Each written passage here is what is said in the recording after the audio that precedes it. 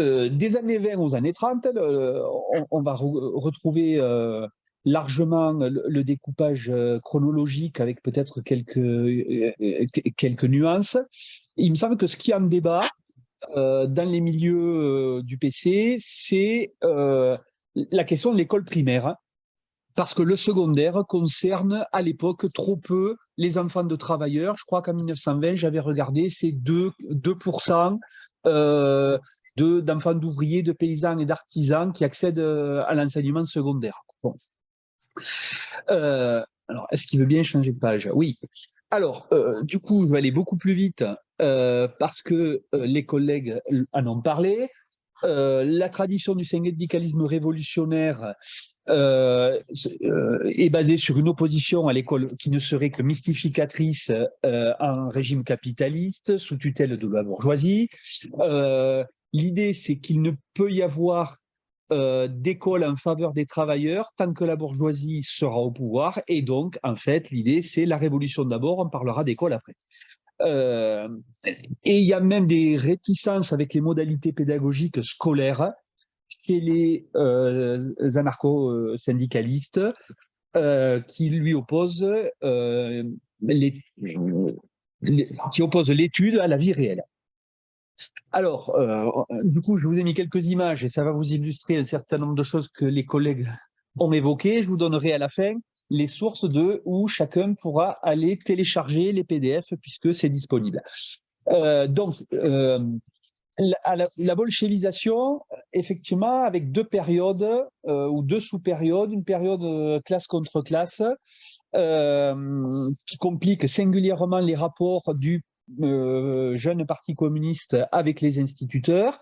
Il faut savoir que il y a effectivement pas mal d'instituteurs qui sont membres du Parti communiste après le congrès de Tours.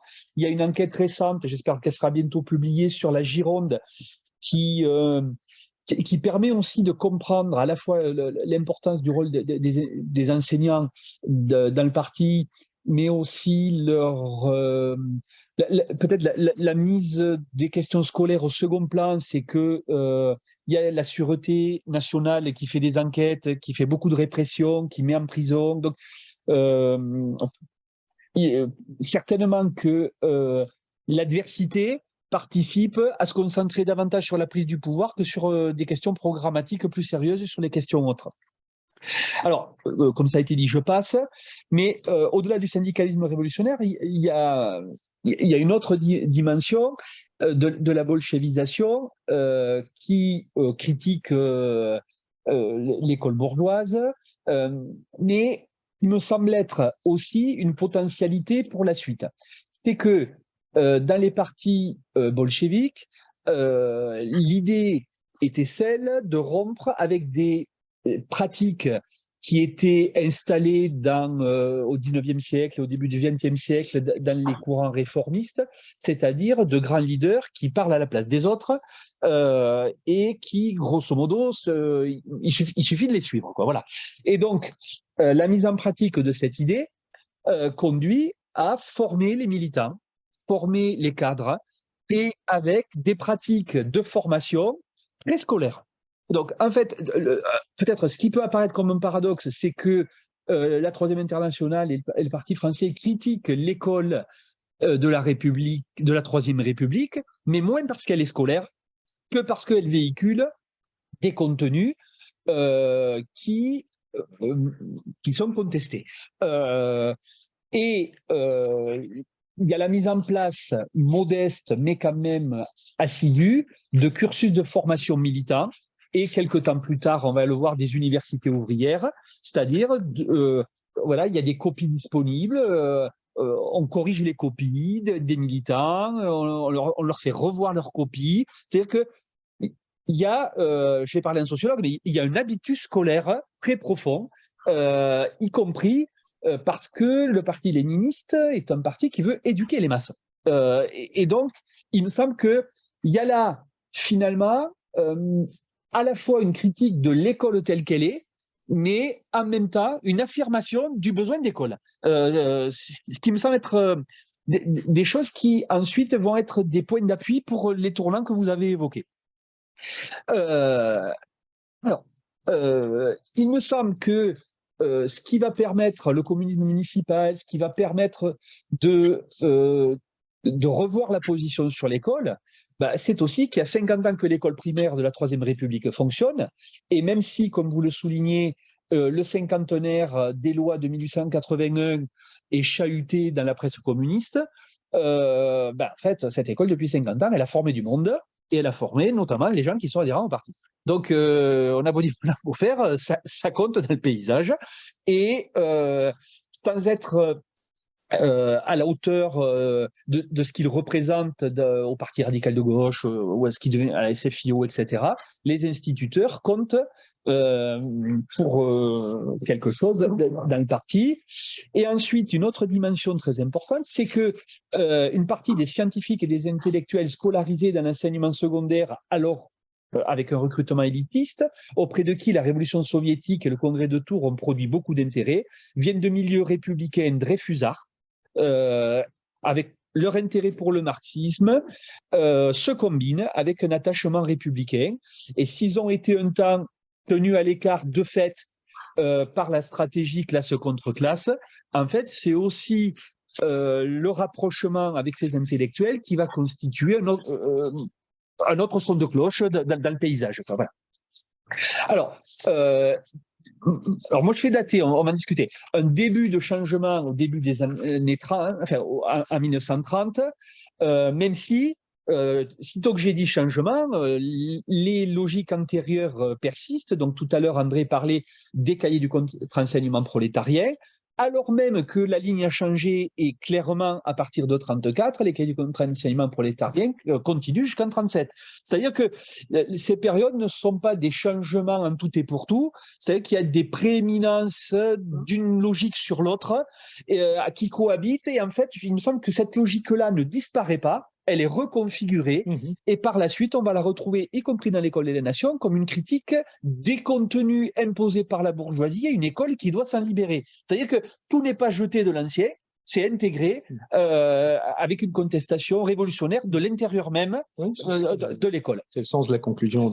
Voilà. Et donc, dans ces années-là, c'était massivement une opposition sur les contenus plutôt que sur les méthodes dont il est peu question de la propagande communiste. Par contre, ce sont les intellectuels, on va y revenir comme Vallon et autres, qui vont apporter ce son de cloche. Parmi ces changements, il me semble que le changement de direction en juillet 1930 avec Maurice Thorez, qui valide plutôt plus que d'autres le changement stratégique et l'abandon de la lutte classe contre classe, participe simultanément à diffuser l'idée que l'enjeu culturel est fondamental et que du coup il faut s'intéresser à ces questions-là. C'est aussi le moment où ont commencé à se tenir en Union soviétique les congrès des écrivains, et où en 1930, il y a une loi importante à URSS qui est celle de l'école universelle obligatoire qui obtient, selon les termes de l'époque, des résultats spectaculaires et qui conduit à la massification du secondaire dans les années 30. Et qui ambitionne de former l'homme nouveau, ce qui amène quand même un regard particulier sur les enjeux éducatifs. Et donc, de quoi s'agit-il quand on parle de former l'homme nouveau, au-delà de la contestation de ce qui se fait dans l'école telle qu'elle est en France? C'est aussi l'année 1933 où, vous l'avez dit, Georges Cognot va devenir secrétaire général de l'ITE, mais c'est aussi 32, pardon, la montée des fascismes et des irrationalismes qui finalement amène progressivement les communistes à se dire que certes, il y a des manipulations des contenus scolaires par la bourgeoisie, mais qu'il y a une tradition française de la rationalité, et pas que française, parce qu'ils citent souvent à l'époque Darwin notamment, qui mérite quand même d'être mise en avant contre les délires sur la loi du sang, sur la race, enfin, voilà, qui sont très, très prégnants. Et donc, face à la montée des fascismes, il s'agit de contre-attaquer par le rationalisme, et le marxisme apparaît comme une continuité, il est présenté, on va y revenir, dans cette perspective, comme une continuité des Lumières, des encyclopédistes, etc. Mais il y a aussi une profonde crise de la science dans les années 30, à laquelle vont tenter de répondre un certain nombre de chercheurs français de différentes disciplines, je vais y revenir, mais où le marxisme apparaît comme une solution. Mais c'est aussi l'époque où le gouvernement en place, préparant la guerre, procède à des réductions drastiques des traitements des enseignants. Et d'ailleurs, je vais y revenir avec Marcel Prenant, il adresse un état international en vue du congrès de Hambourg qui montre vraiment une récurrence dans différents pays des salaires des enseignants, de la baisse de salaire des enseignants à des fins militaires, quand ce n'est pas par idéologie dans certains endroits, et donc qui amène à défendre la République et à contester sa version bourgeoise en même temps. Ce que va précipiter, on va y revenir dans un instant, l'année 34. Et donc, dans cette brochure qui est disponible, je vous montrerai où tout à l'heure, grosso modo, on est dans la logique du soupçon.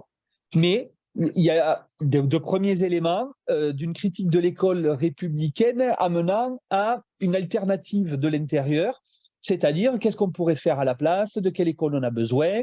Il y a une référence qui disparaîtra avec la guerre froide à Dewey, et il y a la redéfinition du front unique à la base, en rompant avec classe contre classe, c'est-à-dire maintenant il faut travailler avec tous les enseignants, y compris contre les partis réformistes, mais en s'adressant davantage à eux en tant qu'enseignants et un peu moins en tant que potentiel levier pour seulement faire la révolution et uniquement cette perspective-là.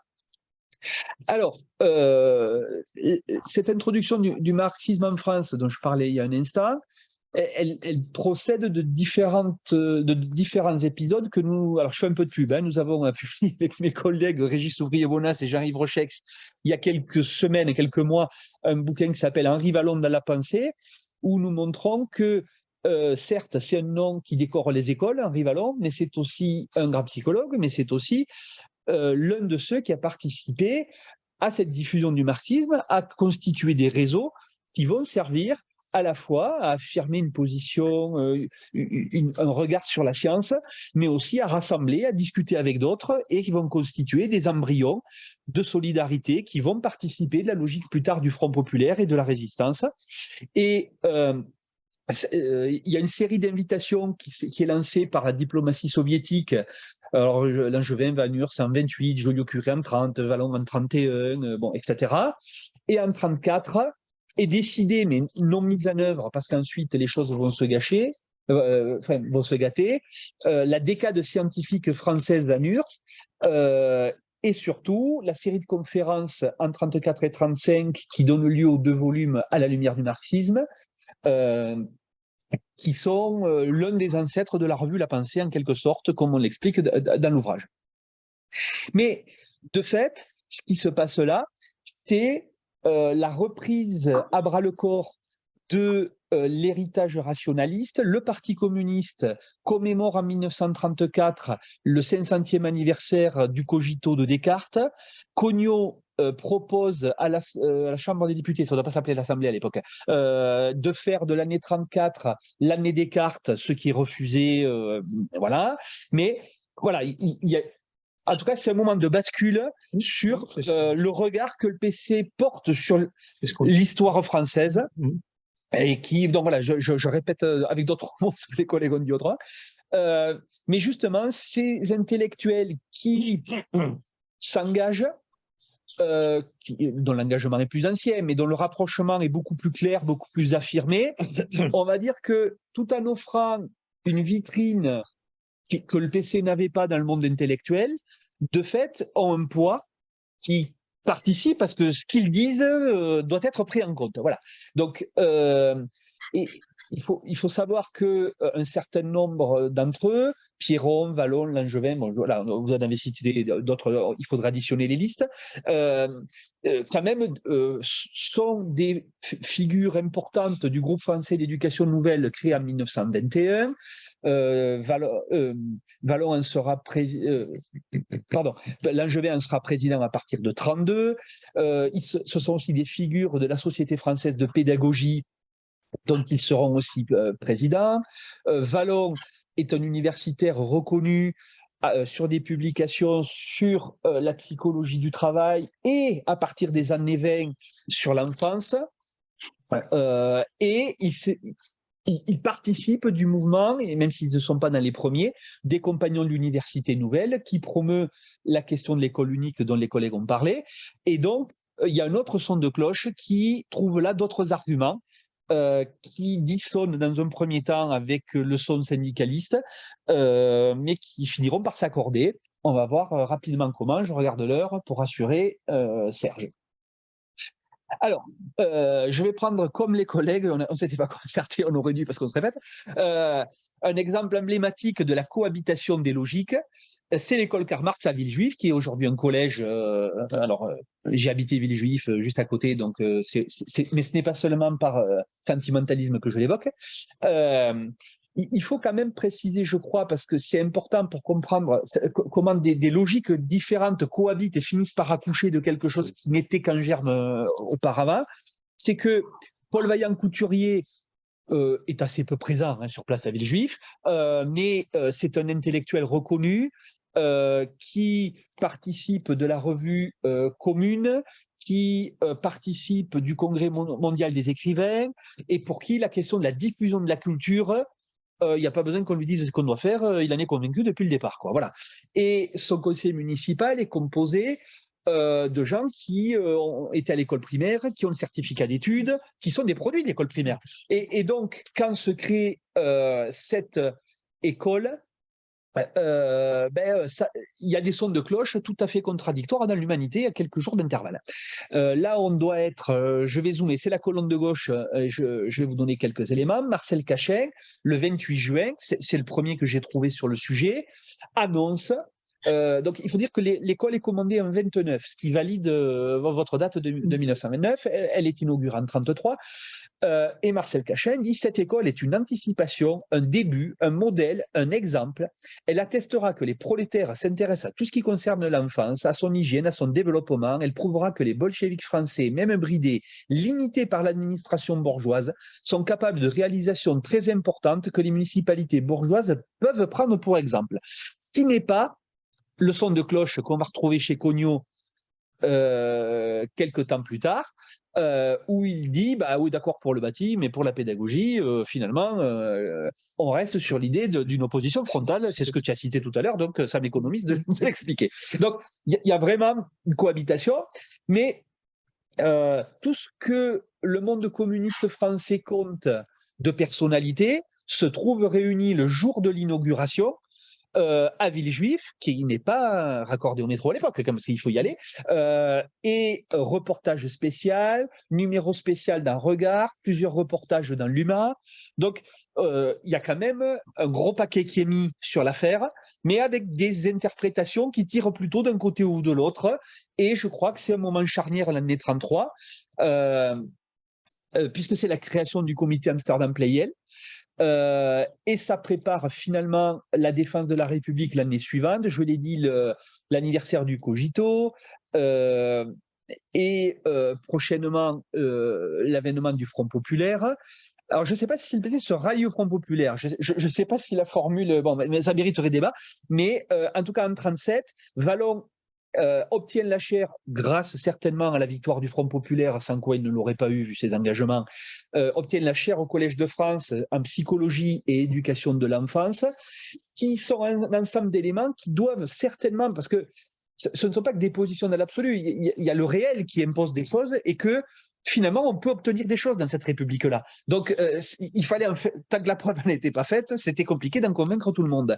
Et il me semble que ça participe de ces éléments qui, sur la question scolaire, accréditent cela. Peut-être dans le paysage, parce que c'est trop peu connu et ça me tient à cœur, le numéro 1 des cahiers du Cercle Descartes, qui est aussi, parce que entre les deux volumes à la lumière du marxisme, la chronique que Vallon tient dans la revue commune, qui s'appelle la rubrique à la lumière du marxisme, s'arrête au moment où se publient les cahiers du Cercle Descartes, et donc l'appel de départ s'adresse aux éducateurs du pays pour transmettre la rationalité.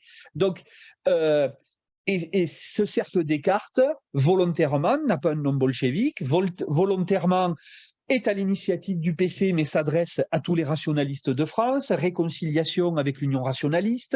Enfin, je veux dire, il y a un mouvement qui est engagé, qui participe de dire le savoir, on ne peut pas faire passer Franco pour le continuateur du CID, il faut arrêter de dire n'importe quoi, bon, etc. 36. 36, tout début 36. Et c'est avant l'élection du Front populaire. Et donc, il y a un changement de ton.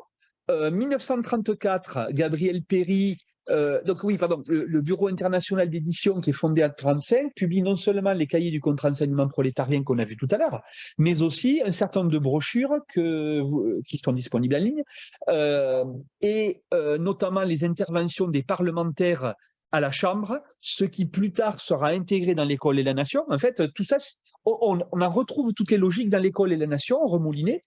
Gabriel Péry titre « La grande pitié de l'instruction publique », et donc il n'est pas contre. Il est pour la défendre, et il y a une contestation de l'intérieur. Et en 1937, vous l'avez bien cité, je crois que la figure de Georges Cognot, comme les collègues l'ont dit, est un bon indicateur parce que l'évolution de ses positions est finalement un témoin de l'évolution de ce qui se dégage du parti au fur et à mesure. Et il écrit « Pour l'école du peuple », et on va trouver dans cette brochure qui constitue grosso modo ce qu'il dit à la Chambre, revue et travaillée, en 1937, pas mal de choses qu'il va reprendre dans le programme publié pendant la Résistance. Voilà. Il ne faut pas oublier l'Université ouvrière qui est fondée en 1900, je vais essayer de déplacer ça pour y voir quelque chose, qui est fondée en 1936. Alors, peut-être que les collègues pourront préciser. Je ne me rappelle plus si elle est fondée avant ou pendant le Front populaire. Mais donc, le nombre d'élèves explose et il faut en urgence fabriquer des cours, des brochures, et on met les intellectuels en contribution. Donc, à la droite de la page, j'aurais dû inverser les deux photos, c'est le cours de 1936-37 écrit par Vallon sur individus et société. Et juste après-guerre, l'université ouvrière reprend avec des cours, etc. Donc, il s'agit de former très scolairement des copies corrigées. Il s'agit de former des militants, mais plus largement des gens qui veulent avoir un son de cloche que l'école et la formation professionnelle ne donnent pas, qui viennent en complément. Donc, l'ancien ne disparaît pas, sauf qu'il est vu comme complément de ce qu'on n'a pas réussi à imposer dans l'école. Donc, ce qui était une opposition frontale devient un complément à la contestation de l'intérieur. Hop, est-ce que ça veut bien changer? J'espère que ça n'a pas planté. Voilà. Pendant la Résistance, n'oublions pas que de l'acte à la pensée paraît en 1942, et les nazis qui ont privé Vallon de sa chaire n'identifient pas ce titre, et pourtant comme un titre marxiste, et pourtant c'est compliqué de faire un peu clair, et ce qui amuse beaucoup Vallon a posteriori. Et Cognot, comme vous l'avez dit, rédige clandestinement, hein, donc ce qui circule en 1943. Alors, il signe le texte le 30 septembre 1943. Oui, c'est anonyme. C'est anonyme avant, voilà. Mais il date, pardon, je cherchais le bon, il date du 30 septembre, et ça paraît en 1944, le même texte avec son nom, mais il précise. Je vais y revenir. Bon, je vais revenir dessus. Simplement pour borner le contexte de ce texte. Il y a ce que tu as évoqué, parce que je ne le connaissais pas, c'est grâce à toi que je l'ai découvert, la commission Catala qui est réunie en juillet 1942 à Londres. Il ne faut pas oublier qu'en novembre 1942, autour du ministre de l'Éducation britannique se réunissent pour la première fois le comité des ministres de l'Éducation des Nations Alliées pour étudier en commun l'organisation future de l'enseignement. Là, donc, mes guillemets, c'est une citation de Vallon Et cette réunion est finalement l'ancêtre de l'UNESCO, tel qu'on le connaît aujourd'hui, et va être également réuni autour des gaullistes à Alger, le plan d'Alger, qui sera en concurrence avec le plan de Langevin-Wallon, ou en tout cas, enfin, voilà, dans un rapport compliqué, on va dire. Voilà. En tout cas en concurrence avec celui de Cognaud pendant la Résistance, auquel on se réfère. Donc, celui de Cognaud, il me semble que il est utile de préciser que malgré leur relation très compliquée entre Cognaud et Wallon, le texte de Cognaud est validé par Wallon et en 1949, Wallon écrira noir sur blanc que c'est un texte important. Finalement, cette esquisse, dont je vais donner les grandes lignes, est à la fois la continuité de ce que Cognaud avait écrit en 1937 sur les conditions à accorder pour qu'une école publique soit une école vraiment progressiste, etc., mais intègre toute la réflexion que Wallon a développée sur l'orientation et qui n'était pas présente en 1937. Donc, alors je ne sais pas s'ils ont échangé directement pendant la clandestinité, si c'est par courrier, bon ça mériterait d'être exploré, mais en tout cas, il intègre des choses qui vont se retrouver pleinement dans le plan Langevin-Wallon sur une conception de l'orientation basé sur des capacités qui ne sont pas des dons innés, mais des capacités à développer. C'est ça la conception wallonienne de l'orientation, plutôt que la sélection, parce que l'enfant sait faire sans qu'on se soit mêlé pour qu'il puisse le faire, et que Wallon va beaucoup critiquer dans les années 50 de ce qui se met en place, parce qu'en fait, c'est pas ce qu'il aurait voulu. Mais dans le plan de 43, enfin, dans l'esquisse plutôt de 43, il y a je vous invite à le lire, il y a de longs passages sur la critique de l'école fasciste en Allemagne, en Italie et dans le régime vichiste, le saccage du public, de la laïcité et le dressage des élèves pour obéir à l'émotion et pas à la réflexion. Et il y oppose une tradition française rationaliste de formation des esprits, où finalement tout ce qui a été travaillé depuis 1933-1934 trouve un débouché. Et ce qui n'est pas le moindre des paradoxes pour Cognaud, qui vante, comme tu le disais, les qualités de l'école primaire et du secondaire français d'avant-guerre, mais en disant que le projet, c'est pas d'y revenir.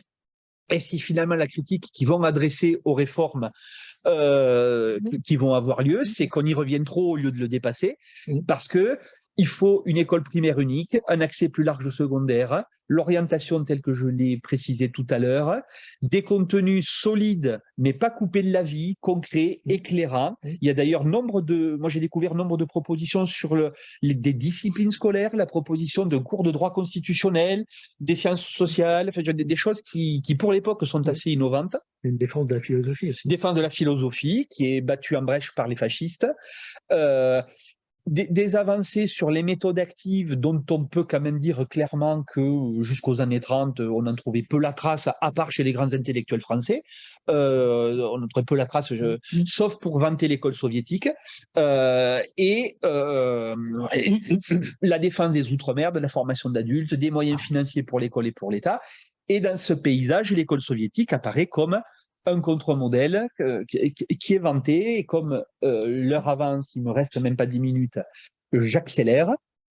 Et dans le programme du Conseil national de la résistance, on trouve, mais c'est un programme très court, hein, donc on n'allait pas faire 40 pages sur l'école, le texte de Cognaud, lui, de 43, fait une quarantaine de pages, par contre, et dans le programme du Conseil national de la résistance, il y a une mention, il se conclut par l'éducation, d'ailleurs c'est le dernier mot avant les annexes.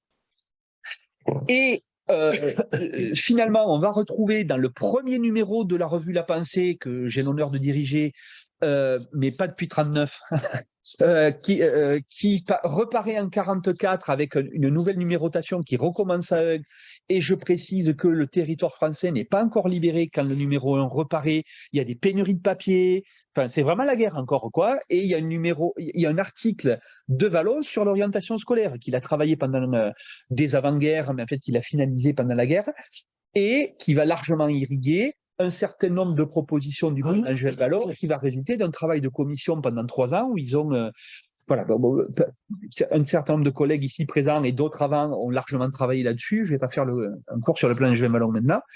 Et en 1949, une brochure paraît toujours au bulletin international de Cognot avec une préface de Vallon, et on peut compter sur les doigts de la main les publications dans lesquelles ils interviennent tous les deux, pour des raisons un peu compliquées. Et dans la préface, dont j'ai grossi la fin, les nouveaux principes issus de la résistance au fascisme exigent au contraire pour chacun le droit et les moyens de recevoir toute la culture compatible avec ses aptitudes et conforme à ses goûts. Il faut effacer la distinction entre un enseignement qui serait pour le peuple, l'enseignement primaire, et l'enseignement pour la bourgeoisie, l'enseignement secondaire, le seul qui conduise aux études supérieures. Il faut pour tous une scolarité allant jusqu'à 18 ans au moins. Il faut, sur l'enseignement commun à tous, greffer tous les enseignements spéciaux que peuvent exiger la diversité des individus et celle des tâches sociales.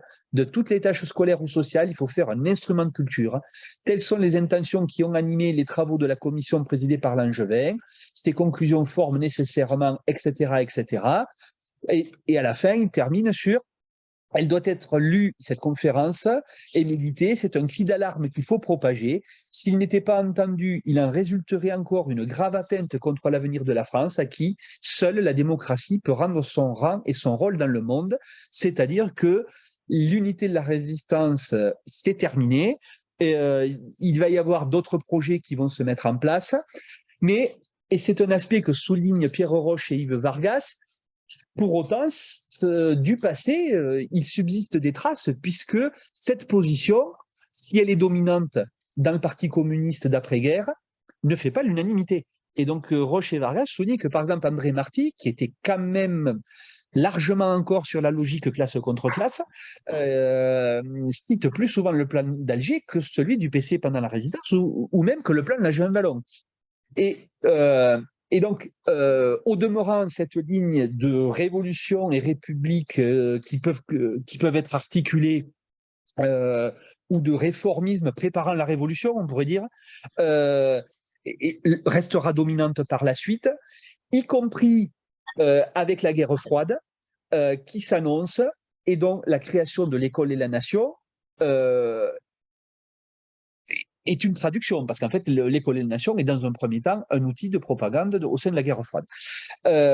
Et où le Parti communiste va se présenter comme le défenseur de l'école laïque contre les avantages que le gouvernement octroie au privé, contre la yankeisation des esprits du plan Marshall, et le garant de la République, le garant des valeurs de la résistance. Et c'est finalement la promotion du plan Langevin-Vallon va intervenir face au plan Billère, parce que le plan Langevin-Vallon a été beaucoup promu après-guerre, grande bataille du Parti communiste pour sa défense, mais finalement avec un creux de la vague dans sa promotion, qui tient aussi à ce qu'il y a d'autres actualités, la lutte anti-décoloniale, etc. Et que la bataille a lieu pendant un temps beaucoup sur les crédits de reconstruction, l'importance d'accorder des crédits pour la construction de la maternelle, et que les questions programmatiques sont pendant quelque temps mises en bémol, et elles reviennent quand le plan Billère est proposé pour dire mais c'est pas ça qu'on veut, c'est pas ça qu'on voulait, et voilà. Donc juste pour terminer, on a vu les casiers du contre-enseignement prolétarien tout à l'heure. Eh bien, ils continuent après-guerre, enfin, ils ne sont plus publiés après-guerre, mais sont publiés des dossiers pédagogiques et des fichiers pédagogiques juste avant le lancement de l'École et la Nation. L'École et la Nation est lancée pour la rentrée de septembre 1951, hein, mais donc au début de l'année 51, les dossiers pédagogiques sont publiés en petites brochures. Et c'est cette politique des petites brochures qui va s'atténuer puisque l'École et la Nation va permettre de les publier. Donc, on voit que dans les numéros disponibles, il y a sur le colonialisme, qui va être un vif motif de fâcherie, notamment avec Freinet, c'est pas le seul, mais ça n'est un important, sur la trahison des trusts pendant la guerre, sur les causes de la Première et de la Seconde Guerre mondiale, sur les principes de 1789, sur le rôle de l'individu dans l'histoire, etc., sur le fascisme. C'est que cette idée de promotion de contenu alternatif continue, et on la retrouve dans l'École et la Nation, pas au tout début parce que c'est un feuillet de 4 pages et il n'y a pas la place, mais très rapidement après, il y a des fiches pédagogiques encartées dans l'École et la Nation, du témoignage que j'ai pu recueillir des plus anciens, était presque plus utilisé que le reste de la revue, parce qu'au moins on avait de quoi enseigner avec. Même chose dans l'école libératrice. Voilà. Et donc, avec des contenus qui disent comment enseigner telle ou telle chose, là, sur l'accord du participe passé, mais qui systématiquement intègrent des contenus idéologiques pour combattre. Attention, c'est pas une création, il y a une histoire, la langue a été normée, etc. Et donc, qui se propose finalement d'être à la fois dedans et contre un certain nombre de conceptions. Je m'en tiens là, et Serge pourra souffler, parce que du coup, j'ai tenu la pendule, en vous donnant l'invitation à aller voir un certain nombre de ressources disponibles en ligne. D'abord, la bibliothèque numérique du mouvement ouvrier communiste, qui est la contribution de la Fondation Gabriel Péry, en partenariat avec la MSH de Dijon et son site Pandore, dans lequel toutes les brochures dont vous avez vu les images sont mises en ligne gratuitement. Vous pouvez télécharger, alors selon les versions, c'est des PDF ou on les fait défiler en JPEG. Sur ce site également, nous avons fait mettre en ligne la collection L'école et la nation, qui pour l'instant n'est pas en accès libre, mais si vous nous écrivez, on vous donnera les codes, parce qu'il y a encore un peu de toilettage à faire. C'est pas prêt, quoi, hein. Bon, voilà, mais pour les chercheurs, les étudiants, c'est disponible.